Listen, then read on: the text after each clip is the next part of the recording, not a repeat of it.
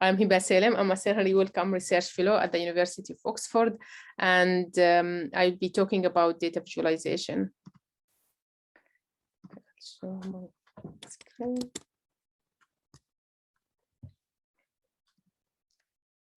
So in general, I work on developing image analysis and image informatics tools, but today I want to give you like a different perspective on, okay, once we have all these fantastic imaging data, how we can visualize and interpret them.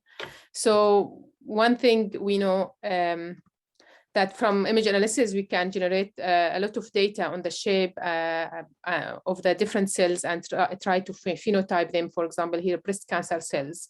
However, when we try to visualize this data using existing approaches, for example, a heat map, we are representing the different shape features using a color.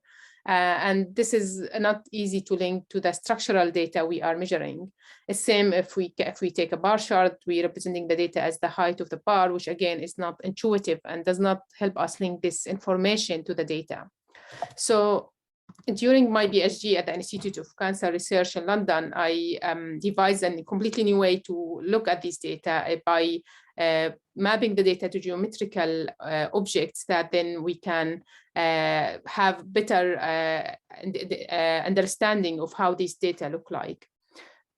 So, for example, one thing, like I developed a PhenoPlot software in MATLAB that represent the cell as an ellipse and the nucleus as an ellipse, and then we can map the dimension of the cells we are measuring to these to the dimension of these objects. We can represent the protein abundance or the abundance of certain organelle as how much symbols filling the ellipse. Or represent cell-to-cell adhesion as how much of the border of the ellipse is covered by a thick line. I added half an ellipse to represent the protrusion, so the height of the protrusion extending from the cell, as well as how much the irregularity of cell border can be represented as a jagged line going around the ellipse. So this is give us a lot of, like you can represent multiple dimensions simultaneously and then for across different conditions to understand the data. But it was limited to ellipse shapes and it was in MATLAB, so we wanted to extend that. So now we extended that using ShapoGraphy. So ShapoGraphy is an online tool, very easy to use. And you can basically map your data to any type of object. So the user can select from standard shapes or even draw their own shape to represent the data.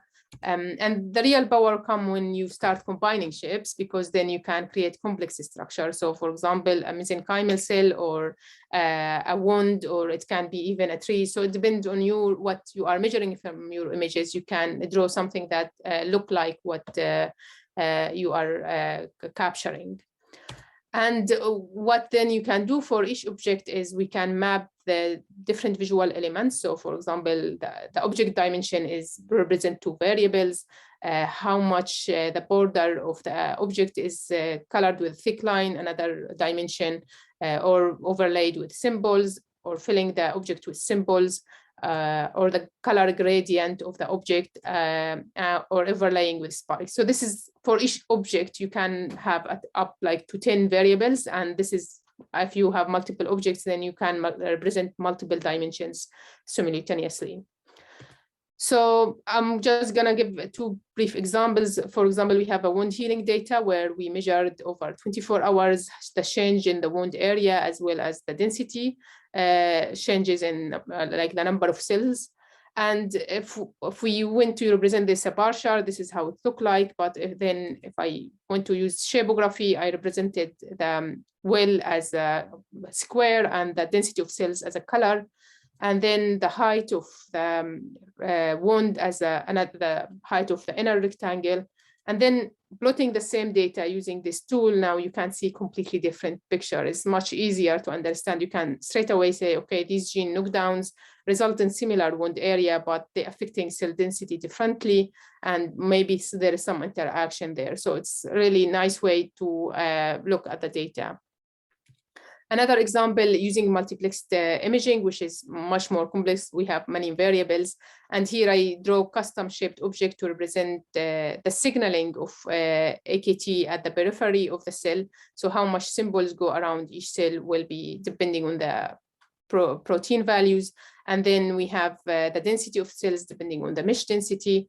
And here I'm representing the average of each cluster in UMAP, which give me like all these information summarized, as well as the organelle, different organelles, the transcription in the nucleus in structured and intuitive way. So if you compare this to a heat map, you can see it is much more different. It's useful to have both, but ShapoGraphy can help the biologists understand their data and understand the link between different variables. So the tool is available online on www.shapography.com. It's very easy to use.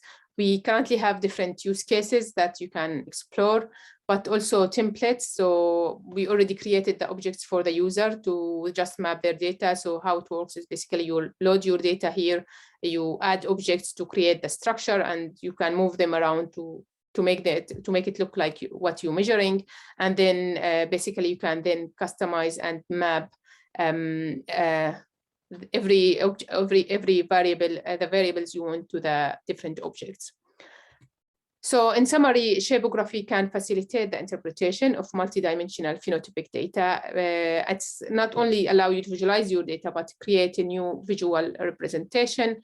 And importantly, it can be applied to a wide range of data sets. So it can be different modality of microscopy and imaging, and we actually trying to extend this. So we are looking for use cases to use for that with the tool. So if you have some interesting data that you would like to try or you would like some help with, please get in touch. And one important aspect is also it can be an interesting way also to communicate with wider audience, because with imaging data, we know that the complexity of the images might not be easy for other people who are not experience with the type of images to understand. So having an abstract representation of the quantitative data in pictorial way can be very helpful. So at the end, I would like to acknowledge my funders, the Wellcome Trust and CRUK, as well as the people who contributed to the work, Mohammed and Juan, and my collaborators. And I'm very happy that I'm on time because I'm usually not. So I will stop sharing, and then